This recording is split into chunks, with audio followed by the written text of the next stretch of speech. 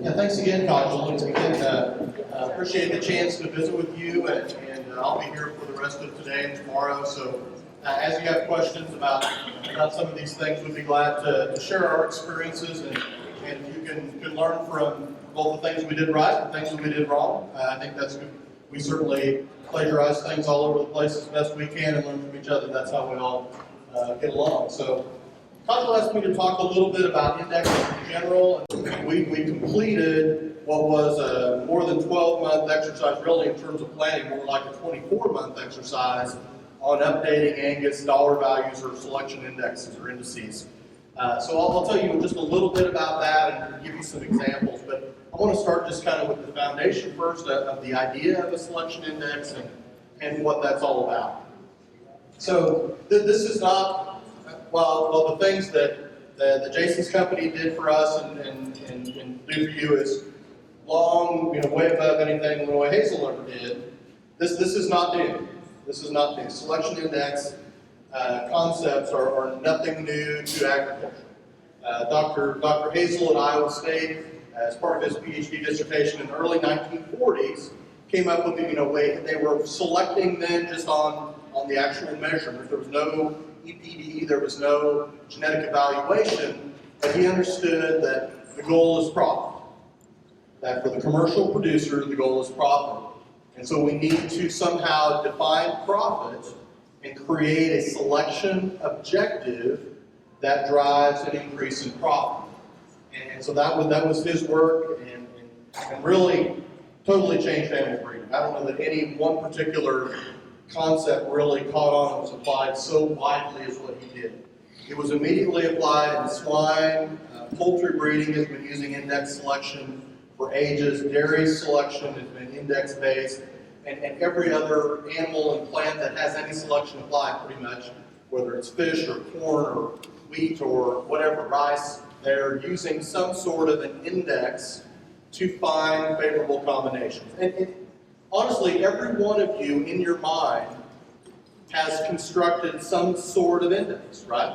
I don't think anybody picks bulls on one trip. I don't think anybody does that anymore.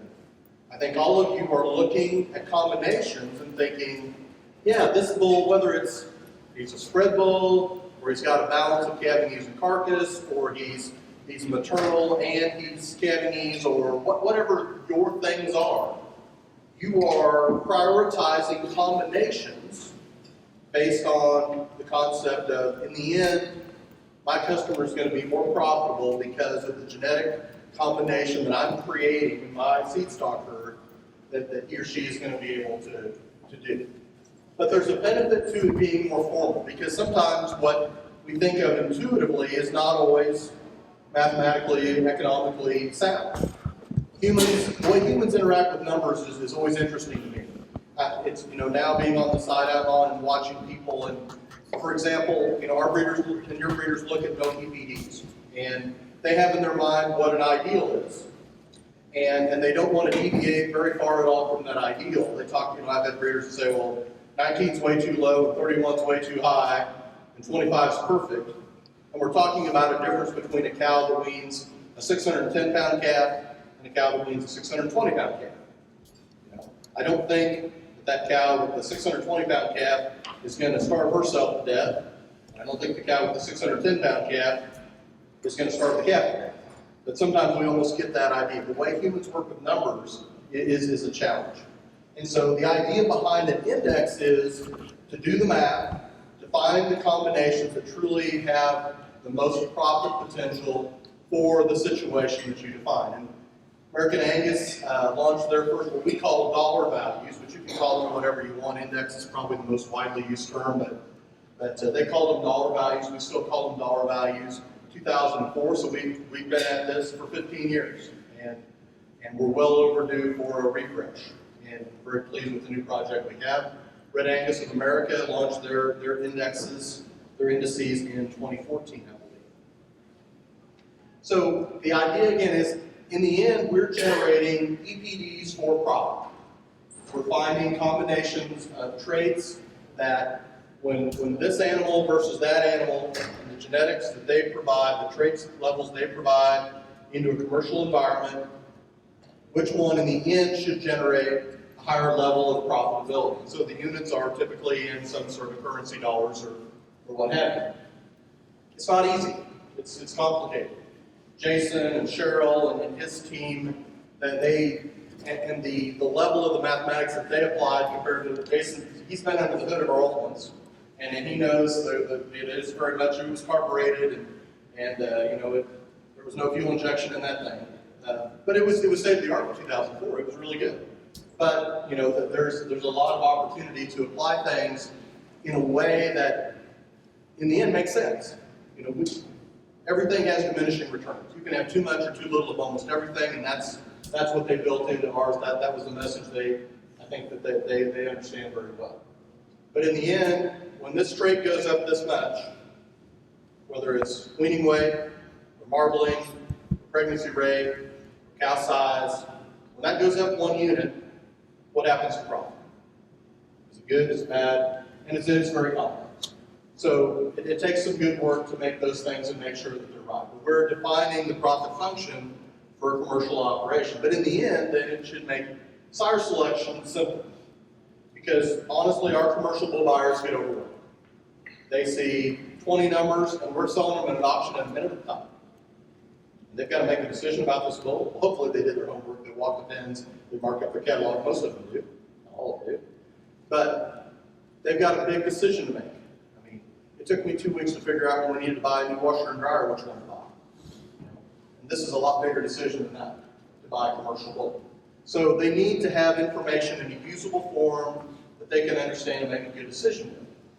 So balanced traits, multiple traits at the same time we're trying to improve.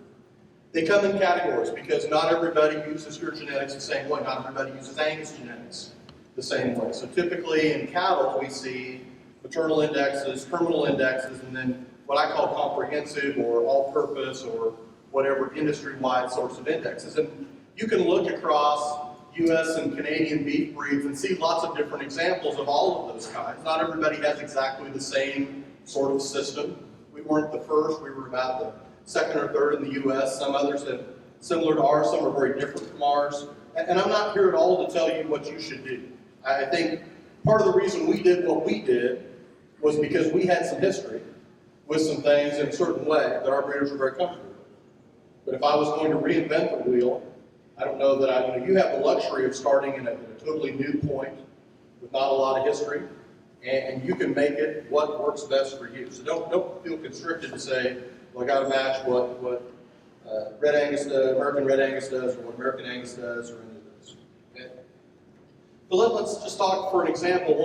We have a new, greatly improved maternal index, but that word maternal index is a little bit dangerous, Jason. One of the things that we've learned is when I say it's a maternal index, that means different things to different people.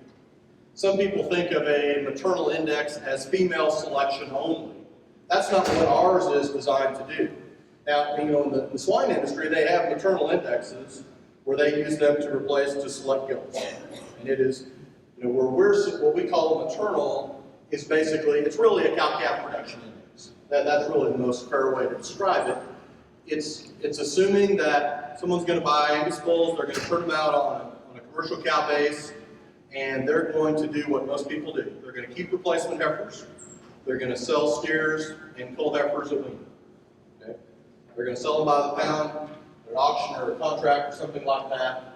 So think about that system. What drives that system? What makes that system profitable? Now, there are a lot of things that aren't really genetic, but we have to boil down to the genetic things that we have evaluations of, and how can we incorporate them. So, fertility, calving ease, growth, feed cost, those are the big drivers. A little bit, we have an EPD for docility, and Jason's team helped us. He'll talk more about surveys and that sort of thing. That's a little hard to put a pencil to. My cows were so crazy that my health insurance went up. I hope you don't get to that point. But there is no doubt an economic value to docility. Nobody wants to buy a bull from you that will sire a bunch of crazy heifers that they have to deal with. Nobody wants that. So there's value. We just have to figure out what that is.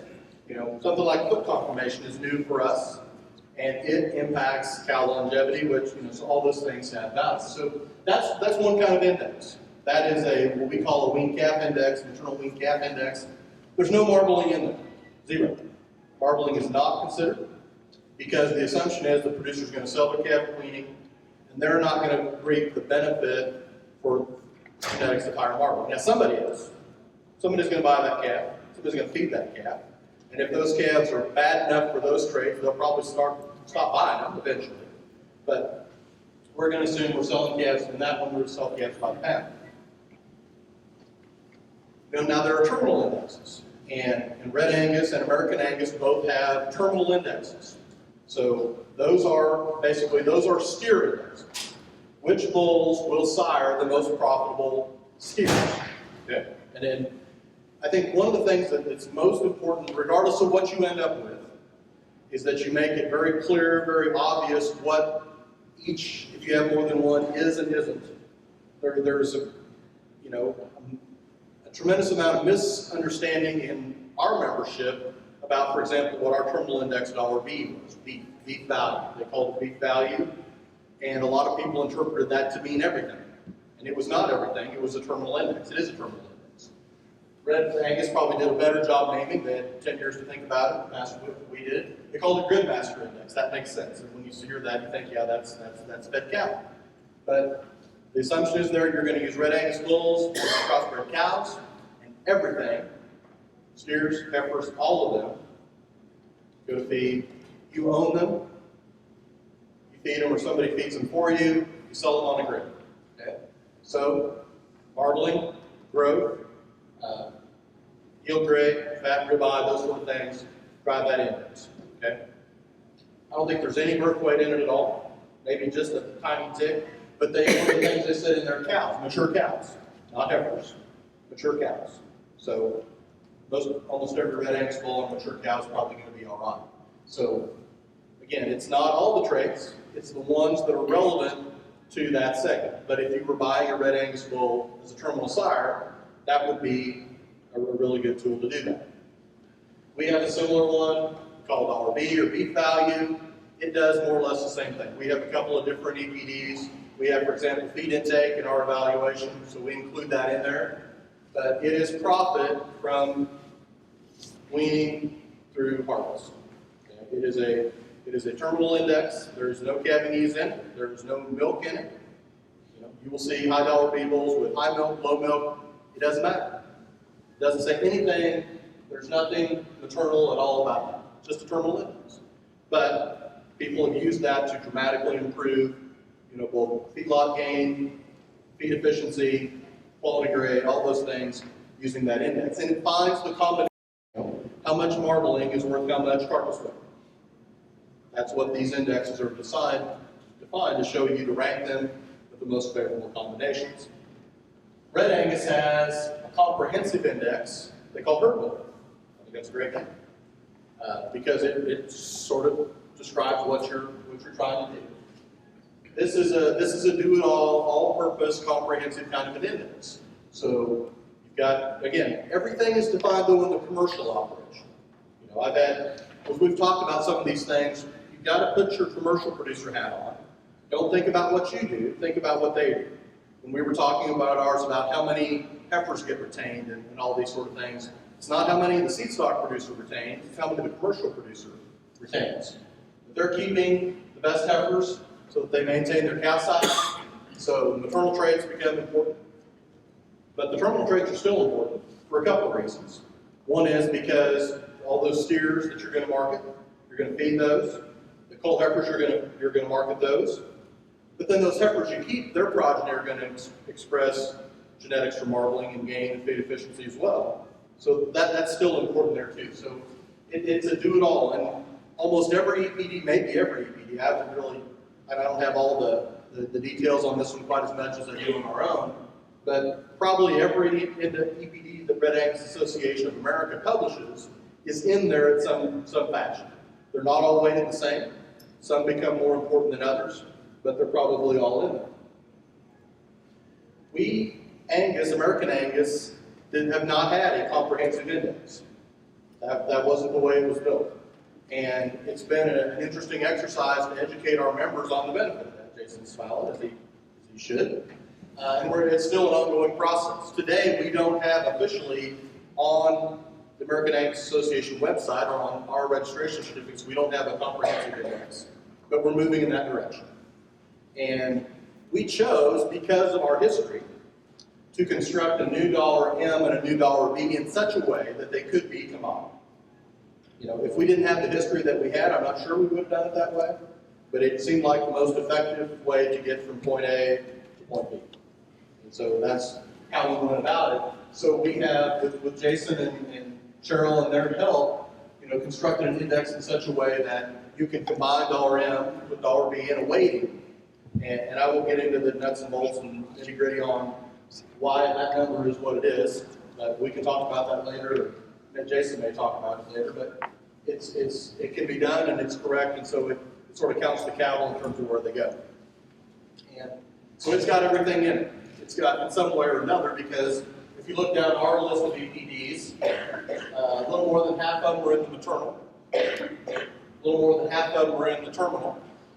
None of them, I don't think, are in both.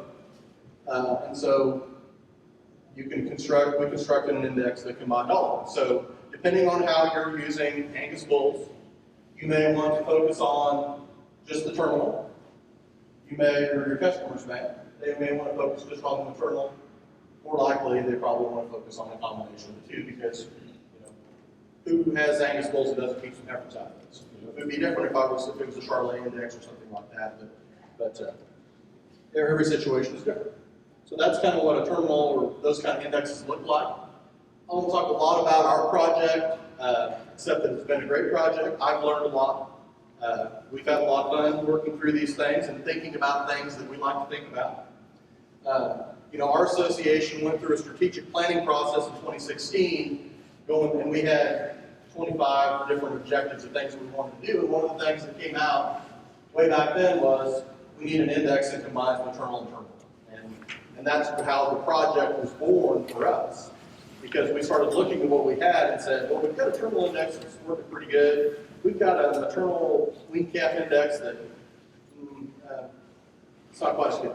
We could do a lot better than that. And then the board, as part of the long-range planning strategy, said, yeah, we want that to be more comprehensive, and that's what we did. And so we ultimately looked all over the world. We talked to lots of different people that are in this business, and chose Abacus Bio, and I've never regretted it for a second, because they've been a tremendous partner on this project. If you want more information about what we do, you can go to angus.org/index. And this, not only for your information, but I think it illustrates the importance of communication. That Abacus has done a great job with our communication and partnership and building something that I think really aligned with what we saw and what, most importantly, our directors and our membership saw as a need. But there is a big educational component to these sort of things, and we're not perfect at it. We've tried pretty hard and been pretty deliberate in the things that we've done, whether they be short videos or long webinars that are live that people can type in questions, and we've run articles, we've blasted it on every kind of social media, including some of them I don't even know what they are. But we try to do now to encourage you, as you think about that, think about how you the members that are here, you're the best of the best, you're the choir that we're preaching to here. But for every one of you, there's 10 or 15 back home that isn't at this meeting that needs to know about this. And so think about how to reach them, so that when this all comes out, when your project is completed, that they understand it, can have input when needed, can be a part of the process, feel like it's part of they had some opportunity to contribute, because I think that was really key for us. Is that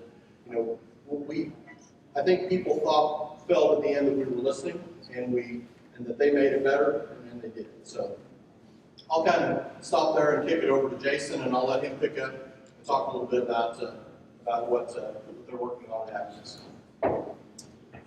Stand.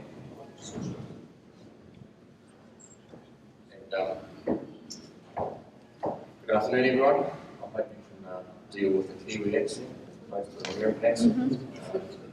sure you understand Dan, whether you understand me or not, I'll mostly say.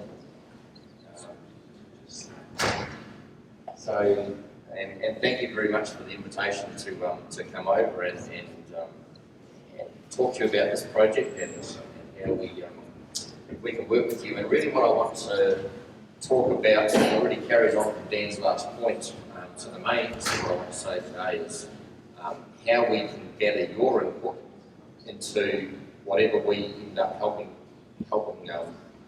Miles and Cargill and the team with to develop a tool for you. And I'll end up by saying this is a tool and it's not the be all and end all. It's a useful tool in my view, but there are other things that are also important. I'll also acknowledge my colleague who's with me here, Cheryl Quinton, who I can't see right now, but she's somewhere.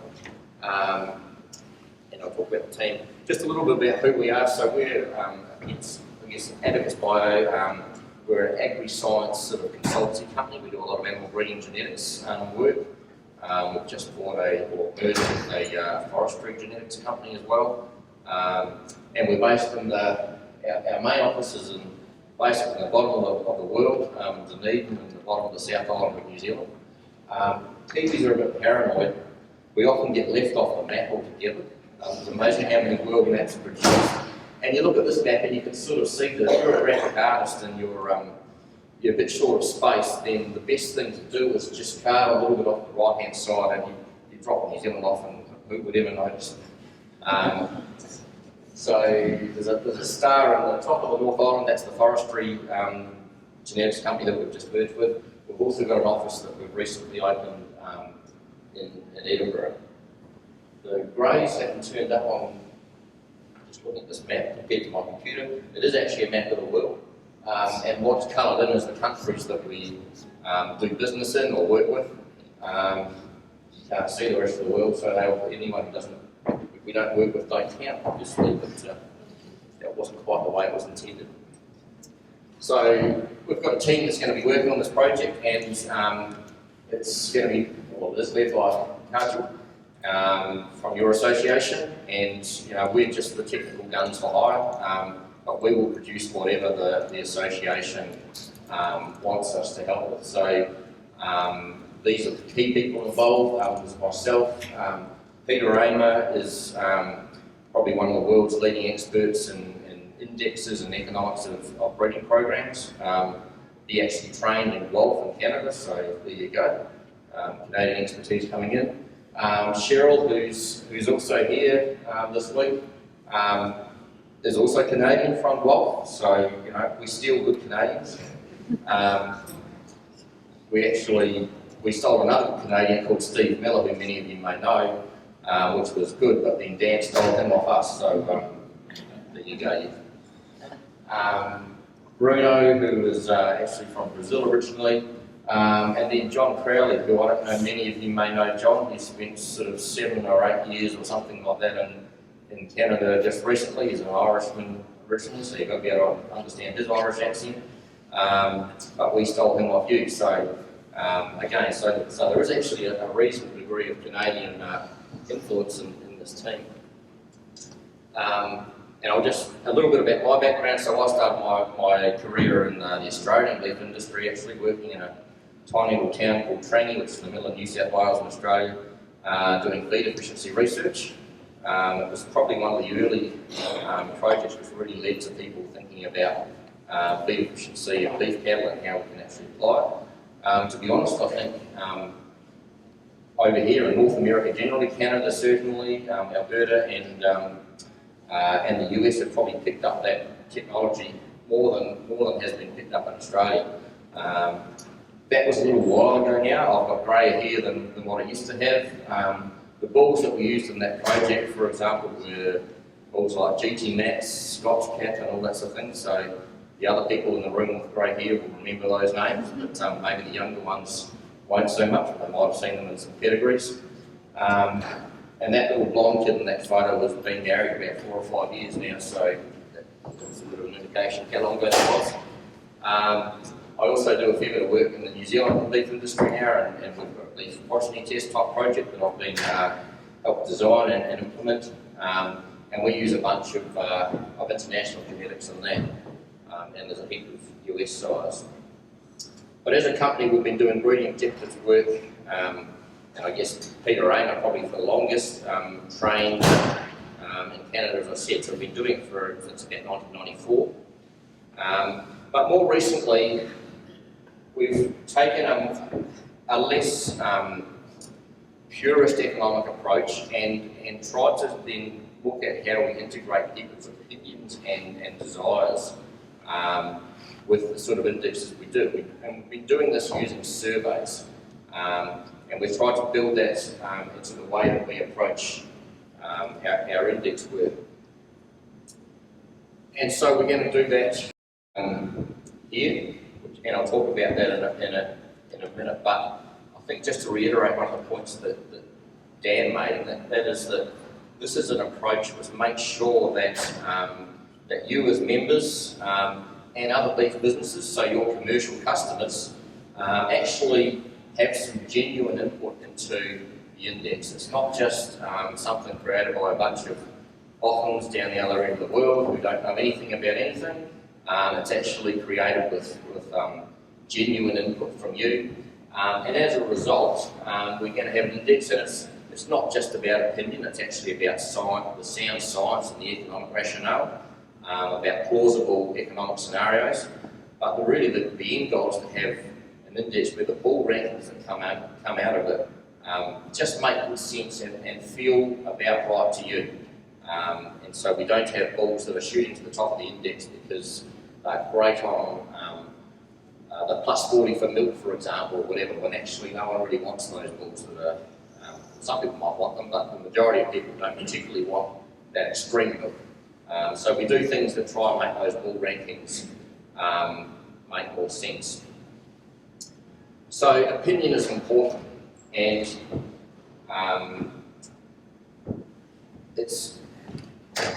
there are things about economics that can't capture everything, and you think about carbon difficulty.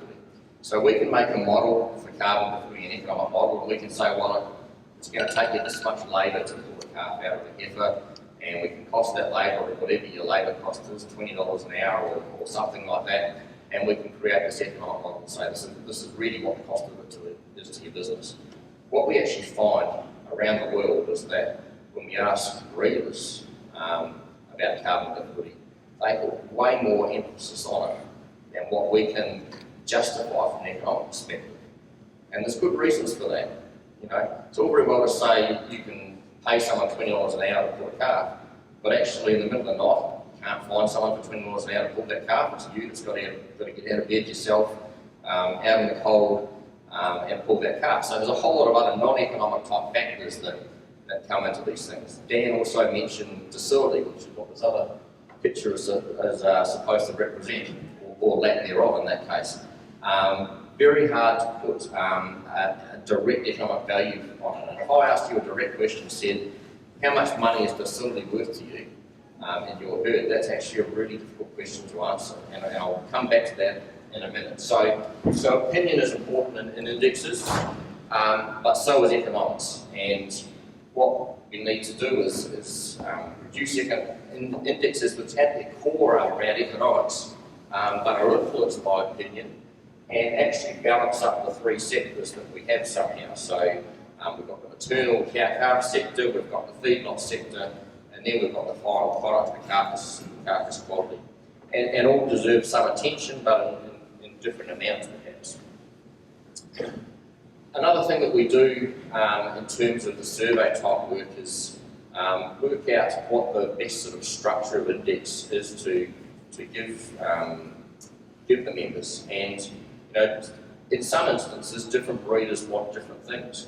Are we all aiming for the same thing? Is one index going to be broad enough to roughly cover in broad terms what most people want? And we'll be able to see that a little bit from the index. So milk is one trait that often causes a lot of talk, and you know, people have different views on how much milk they would like, and somewhat those views can be dependent on the environment. Although we've learned some interesting things out of the US work that we did, where we did a survey, and these things aren't actually always as related to environment as you might think they might be. Just another example of how we've done this sort of work. We've also done survey work in the Australian dairy industry as part of index development.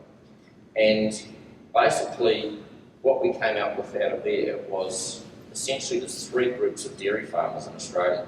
There's a bunch of people that want to sort of focus on performance traits as their main goal.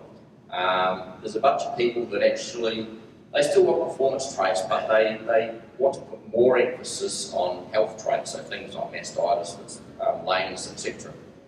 And then there's another group of people that actually, they will want the same things too, but they want to put more emphasis on type traits, so udder conformation, so forth. So we actually ended up, as a result of that survey, creating 3 different indexes, and they're all total indexes in this case, total value chain indexes. They've all got the same traits in them, but they've got slightly different emphasis for the people that are wanting slightly different things.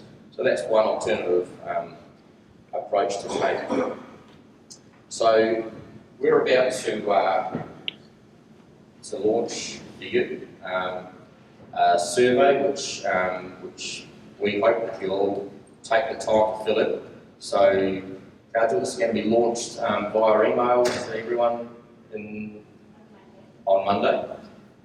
So you'll receive it in your inbox on Monday. Don't rush away and start it when you've only got 5 minutes, because it will take you probably somewhere between 20 to 30 minutes to fill in. But I would really encourage you and plead with you to take the time to do it at some point, because this is your chance to have your say as to where we end up in this project. And we need your opinion, we value your opinion, and it really is your chance to have your say. So there's 2 parts to this survey. One is demographics, so a bunch of demographic questions, or opinion-based questions, I suppose. And the very first of them will ask, are you a seed stock breeder, a purebred breeder, a commercial breeder, or do you do a bit of both, and what perspective are you going to answer the survey with? And then I think the second question will actually be, are you black or red or both? You can choose to fill the survey out from a couple of different perspectives if you have a couple of different perspectives, and I'd encourage you to do that.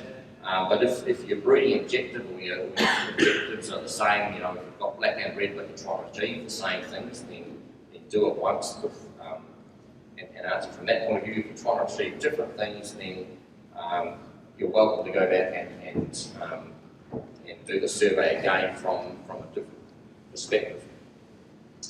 So that's really just repeating. So the first question is, who are you? What's your business? And I'm not going to go through all the questions, but I'm just going to give you a flavour of the first part. We're going to ask a bunch of different questions. This one here just asks you, what are your priorities? What would you like to see in terms of an economic selection index? As some options there. There are other options that we'll talk about, and I'd encourage you to communicate with the Breed Society about what options you'd like as well. One of the things we're going to do in this survey, and this is a little bit different or add on to what we did in the US, and every time we do these jobs we learn a little bit, is we're trying to get at some of the subjective traits, what I call hard to value traits, so things like docility, things like foot score. And we're actually in this case going to try, rather than say how much is a foot score worth to you, we're actually going to try and encourage you to say, how much weaning weight would you be prepared to trade off to improve foot score in your herd? And there's some detail in there that's going to say, imagine, and we're not telling you that your cows are bad, but imagine you had 10% of your cows had foot score 7 on that scale, and you wanted to improve your herd on foot score. How much weaning weight would you be prepared to give up? Now, we're not actually even saying that you have to give up weaning weight, but there'll be bulls out there that you can improve foot score and we'll still have good weaning weights. But what we're trying to do is just get you to put a value on it by comparing it against what hypothetically you might have to trade off in terms of weaning weight. And we know the economics of weaning weight fairly well. So if we understand how much you're prepared to trade, then we can start to put some numbers on these things. So there's a bunch of questions like that.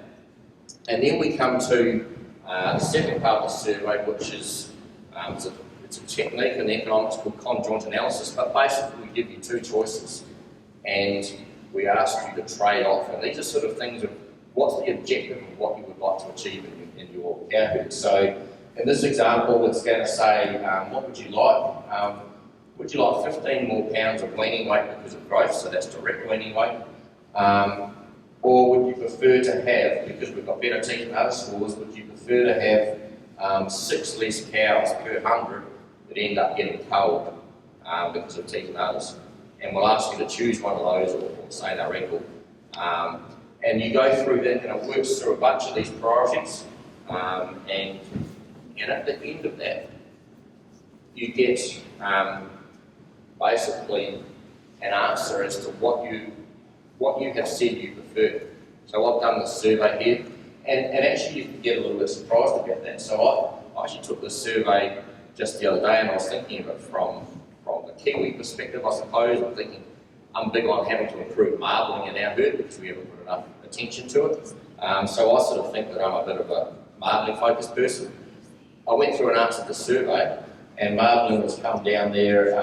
It's right at the bottom. This is not showing the full list, but there's a bunch of other cow traits that I put up there ahead of marbling, which when I think about it is actually correct, but it was a little bit surprising to me even.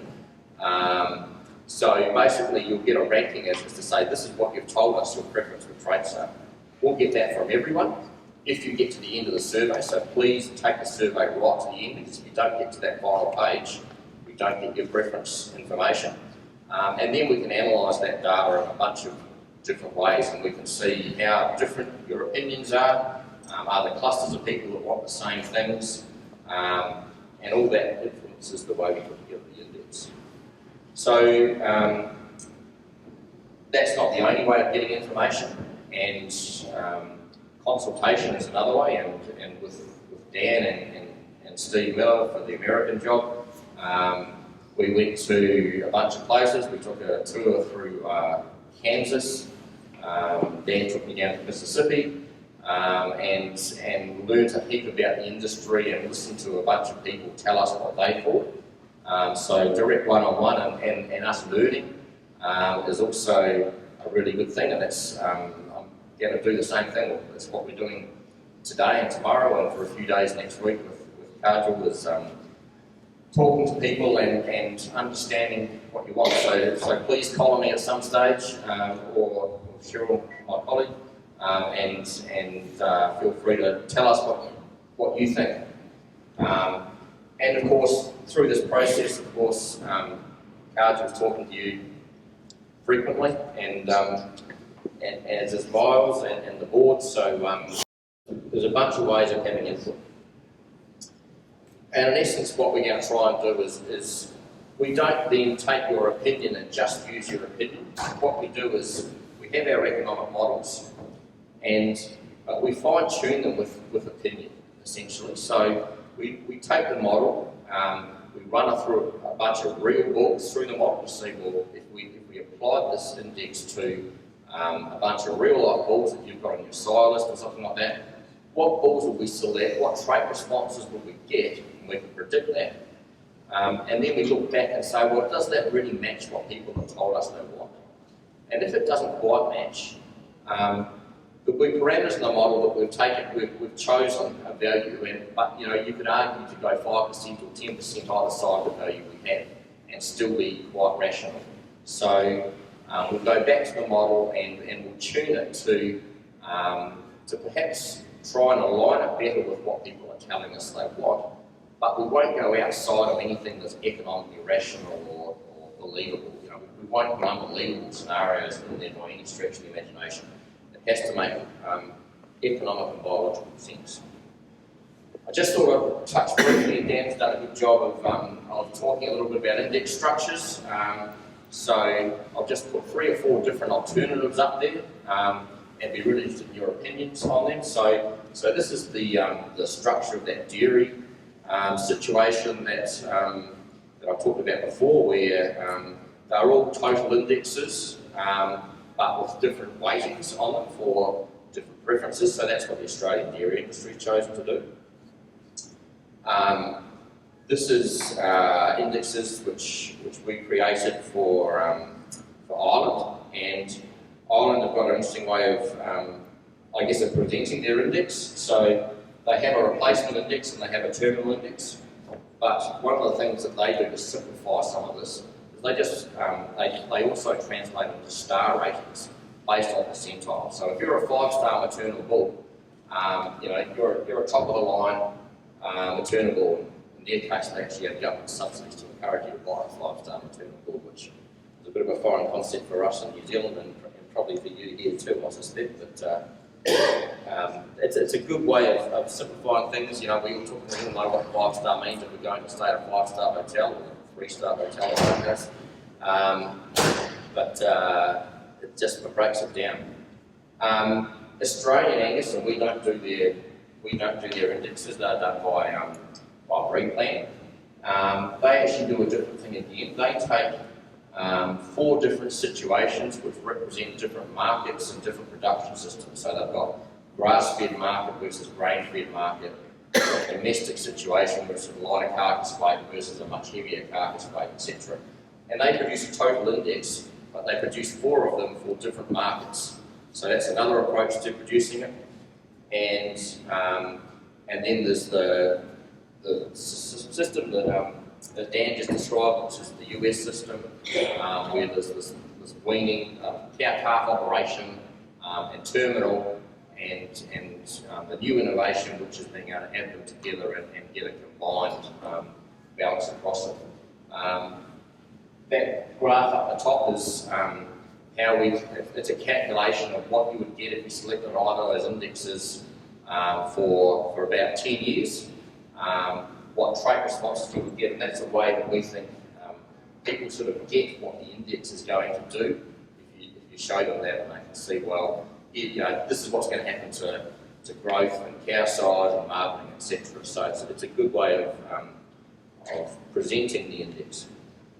But I think I'll just finish by saying it is only one tool in the toolbox. It's not the be-all and end-all. There are still plenty of other factors that you need to think about, and your commercial buyers need to think about when buying bulls, of course. And how would I use it? So I generally say you can get to a good index value a bunch of different ways. If we're talking about a combined index, you might get there by being exceptional on marbling, you might get there by being really good on fertility and moderate cow size. There's different ways to achieve it. And I don't think, the pure geneticist says, well, you're selecting for profitability, it doesn't matter how you get there, so just select on the index. I don't actually believe that. I think that we still need to have in mind that we're trying to produce a certain type of animal that's got some uniformity about it, that is predictable. So I actually think that the best thing to do is, if I was going to select a bull and I had 100 bulls to select for, say, I would pick the top 10, 15, 20 bulls on index, so I'm in the top range of them, and then I'll find out which of those bulls gets to a good index value the way I want to get there. So it might be that I really want to drive maternal in my herd, and I want actually to take my cow size down a bit and increase fertility. So I'm going to find a high indexing bull that also has a good value for heifer pregnancy and cow size, for example. Or they might be different traits that you're looking for. So it's not the be-all and end-all. It's a quick sorting tool, but it will set your breeding direction too. So I think there's a lot of value to be gained from it. But of course, it's not the only tool in the toolbox. So I'll leave it there, and Tom's currently opening up for questions. And Dan, do you want to come up here and face the firing line? Absolutely. Before I So welcome to take any questions. Do you want to run a mic, or do you want to? Trent doesn't need a microphone. Dan mentioned the choir, and I'm an awful singer, so I'm going to start with this. I understand the concept of the index. I think everybody here, as you said, is engaged enough that they get that. My concern is we're dealing with a very broad range of producers with a very broad range of environments and needs. And taking a suite of indexes, for example, and if they understand them and assuming they're accurate, they can select now a set of characteristics that represent the kind of cattle that work in their environment. But when you combine weighted values from the opinions of 1,000 people, we come up with an average that may not apply to anyone on either end. It may work in the middle, but I don't understand how it works on the fringes. So that gives me some pause. Now, if your system was designed to provide me, I press the buttons, I input my preferences, my weightings, and it has a formula. I press the button and it says, here are the parameters that you should be within. I get that. But when you put it in the collective, I have a hard time understanding how that value applies. I'll have a first stop that, but I'm sure Dan will have some good thoughts too. So if our production systems are that different, then we can take a route, I guess a little bit like the Australians have taken and said, well, here's a system or an environment, and here's an index for that system, and if there's a completely different system, we can say here's an index for this system. It is possible to produce tools to do custom indexes. I think it's beyond the scope of what we're talking about here, but for the future that could be possible. But I think it's not taking any tools away from you. So the tools that you've got right now, you can still do the same things that what you've got. It's just going to be an additional tool. And as I said, within the top grouping of animals, then you can select the one which will suit the way you want to do it in the system. So in my experience, you can produce indexes for reasonably different systems. Good bulls are still good bulls. Those indexes tend to be quite well correlated. Within the top 10% of bulls, there'll be re-ranking of bulls for sure, and that's where your choice and your decisions and your refinement comes into it. But I virtually know of no situation where the bulls that are in the top 10% for one production system are in the bottom 10% for the other. It pretty much doesn't happen. So we're breeding similar enough that the overall index can point the way, and then we can fine-tune within it. Yeah, just to comment, we thought about the same thing. I have many of the same thoughts about indexes, and one of the things in our old $W, it was very pro-milk. It really drove milk up. If you sort, and we still have that index on there because there was some membership that liked it and thought it worked well for them. But if you sort our bulls on the old $W,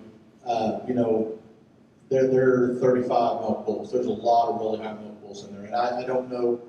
I wasn't part of the construction of that, so I can't tell you exactly why that is. But we made a conscious effort to think about environments and to think about which traits really are environmentally sensitive, and milk being kind of a big one, and made a conscious decision to make sure that profit function was a curve, that you could have too much as well as too little, and to try to find the intermediate optimum, but understanding that optimum may not be the same in Arizona as it is in Ohio. And so consciously decided to not, put a lot of economic weight on that particular trait. That was our decision. Such that if you sort $M today, you will find 15s and 35s in the top 5%. With the idea that the producer in Arizona or the producer in Ohio can then start with that index value, but choose among those. I would never recommend just finding who's number one in breeding. That's never a wise decision. But it helps them focus on favorable combinations. Nobody wants low marble. Nobody wants low for pregnancy. nobody wants a lot of these things. And then it's about finding combinations, finding balance between weaning weight and cow feed cost, for example. And we may, some of us want bigger cows with bigger calves, some of us may rather have smaller cows with smaller calves, but the index will find the ones that of the ones with the big calves, find the best combination. And you'll still do some, you still have to be a breeder. You have to be a breeder. And I think this will help you, though, get closer to where you want to be. That's my opinion.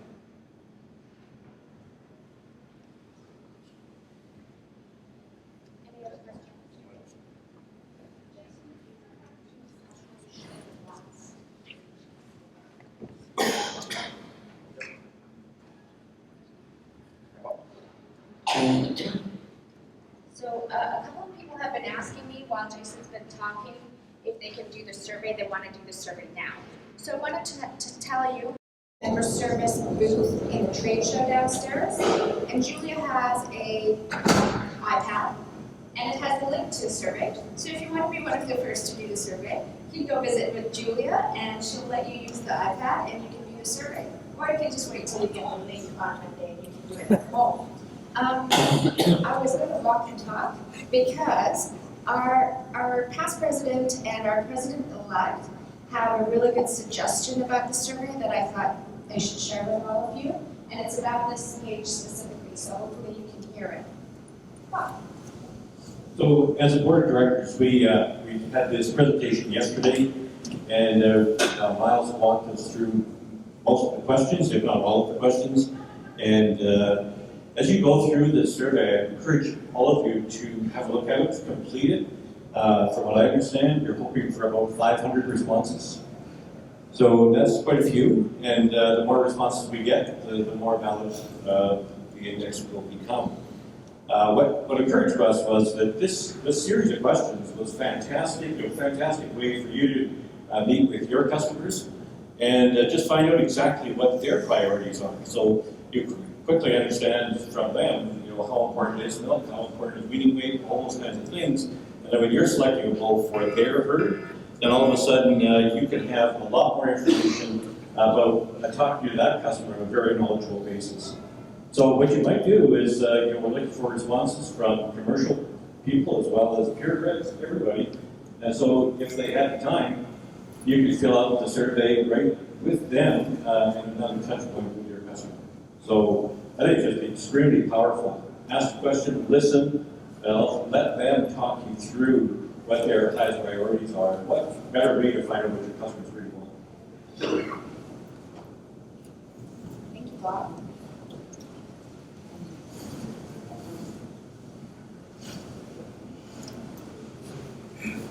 As a devil's advocate, I guess I would put out the question, as we've done these EPs and as human beings, we've been trained that bigger is better, high number is great. Do we ever get into a problem where by making indexes, the association and the tools are telling breeders what the best cattle are instead of the breeders themselves? As far as, I don't know if I'm explaining that right, but is it the association's job to put that difference out there and say these are the best cattle? All about the breed association. In the end, it's about profit, and that's I think that's why most of our customers are in business, is they want that ranching enterprise to be sustainable enough that their kids and their grandkids can run. And so we're trying to help them use genetics to accomplish that goal. You as a membership, through your participation in the survey and through your representation on the board of directors and those sort of things, provide input on that. But, and at the end, we will have some breeders that, that have their alarm set up early to see the new index values. Some of them will never, some of our most successful breeders don't publish a single index value in their sub catalog, and they do very well. You're still, and if you want to construct your own or do some other sort of tool to help your customers do that, you are certainly free to do that. And some have. We have, in addition to the ones that our association provides, there are, I can think of at least 3 for-profit entities that are producing other index tools for Angus cattle in our country, and so many of them work in your country too. And so there are other things out there besides these. I think it's just trying to ultimately work with that customer and help them, because genetics are what people in this room think about pretty much every day. Commercial cattle producers have a lot more things to think about besides that, and they really rely on us to help them with that. And so I think the better job we can do with that, I think that's true. But ultimately, any tool, when I think about our association, we provide dollar values, some people use them, some people don't. We fund a show in Denver, some people show there, some people don't. There's a lot of things like that. We have a very diverse membership, you do too. And I think each of you is going to ultimately kind of figure out, and there are people that used to do one thing and don't do that anymore. There's people that didn't used to do this and now do that. So we all change. I guess the one thing I'd add to that is I think at the end of the day, the marketplace decides. And so if the marketplace thinks the indexes are pointing them in a direction that they want to go, then we'll see people paying better money potentially for high index animals. But if the marketplace doesn't agree with that, then that won't happen.